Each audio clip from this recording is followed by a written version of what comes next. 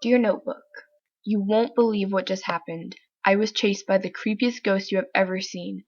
I know you don't see much, but just believe me.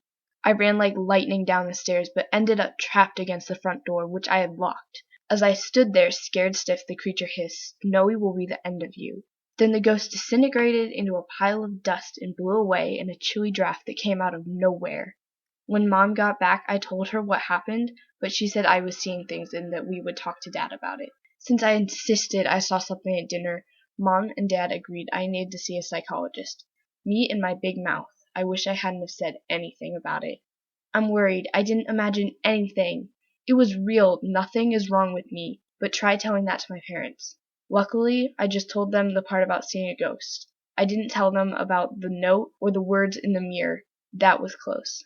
Notebook, this isn't the end of the bad news. Snowy ran away today, and I was blamed for it because I was the only one home at the time. I miss her. Oh, Notebook, I know this is weird, but I'm gonna name you Hope, so then you'll seem more like a real person. Well, Hope, gotta go. I'll tell you about the psychologist when I get back. The overly persistent doctor kept asking odd questions like, do I remember my dreams and have I seen ghosts before? It was so weird. She was weird too. She wore a hideous orange sweatshirt, skin-tight black leggings, and pointy black high-heeled shoes. Her face was made up with bright purple, blush-covered cheeks and dark blue eyeshadow. Her long blonde hair was entangled behind 4 earrings in one ear and 5 in the other. She looked horrible. When the checkup finally ended, the doctor said that I have a very strong imagination, but there was probably nothing to worry about unless it continued. I decided then and there that this was not going to continue, at least as far as my parents would know. Dear Hope, the doctor visit did not go well. The lady was ugly, the questions were weird, and my answers weren't what she wanted to hear. She said I was seeing things. I didn't imagine anything. It was there. No one believes me. What happened next just about knocked me out of my chair. My notebook started writing back to me. Hi, I am Hope, as you call me. I do believe you because I saw part of what happened myself. I am here for you. Amazed, I wrote back. You are real? How? Talk to me. I want to know more about you. I am really worried. Not to mention we haven't found Snowy yet. I kept writing to Hope, but she wouldn't write back. I must really be going insane. I'm trying to talk to a notebook. I need to tell someone about this, but who? Who could I trust? Who would help me but not give away my secret? It seemed hopeless. I could ask my brother, but he would tell the whole school how crazy I am if he hasn't already. If I tell my parents anymore, they would surely lock me up in a mental hospital. I needed help. Then a brilliant idea popped into my mind. My good friend from school, Sarah. I can pretty much always trust her. I will have to talk to her at school because I'm still grounded from that stupid test. Until then, I'm going to try to avoid any supernatural weird occurrences. Good luck to self. The next day at lunch, I started to tell Sarah everything, but she had a "you are really weird" look on her face. I wasn't sure if she planned on telling the whole world I was crazy or if she wanted to help me. I asked her what she thought. She fumbled with a few words and finally sputtered, "You aren't making a whole lot of sense, Annie. Are you sure you're okay? Did you bump your head?" I guess Sarah wasn't going to be as helpful as I thought. It looked like I was back to the drawing board. Who could help me? Dear Hope, please write back to me. I know you're just a piece of paper, but you're all I have. The only clue I will give you is lava. Hope, you're back! What do you mean by that?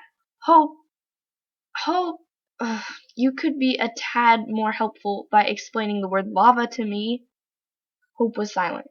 I sat and stared at her for 5 minutes straight, but she would not say anything. I decided that Hope was a frustrating little talking notebook, because just when I needed her help, she lay there like a placemat. You know I could rip you up and throw you away, I wailed in disgust. That was not very nice of me to say, but Hope responded to my frustration. Okay, Annie, I am hesitant to get you involved in all of this, but I have to trust someone. Cats are a big part of these strange events. Take me everywhere you go, and I will write down information. Then we will talk about it at night.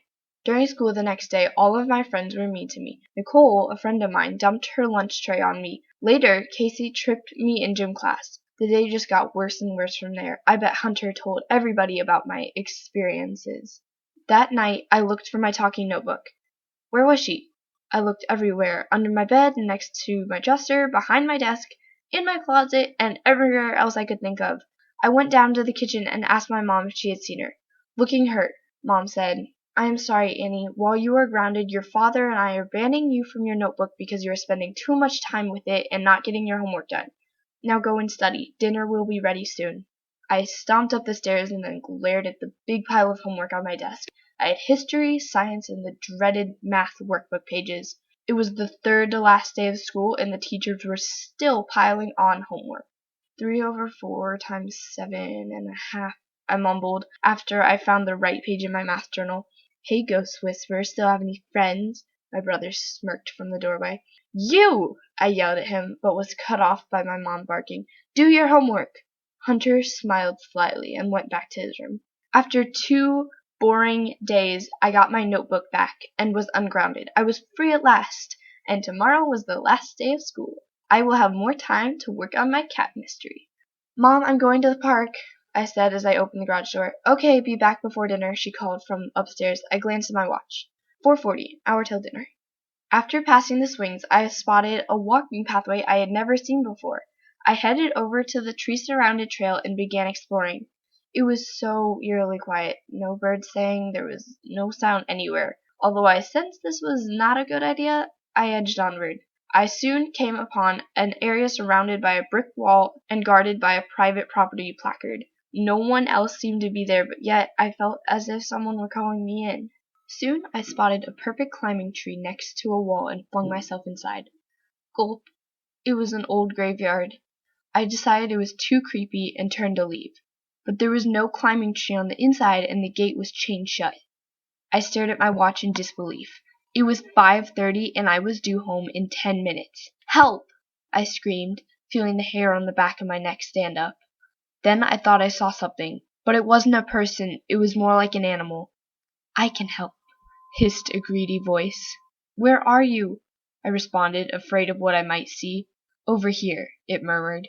I whipped around to see a cat with thick, silky, reddish-black fur that glowed like a burning ember in the sun. He had one suspicious white back paw. You're a cat!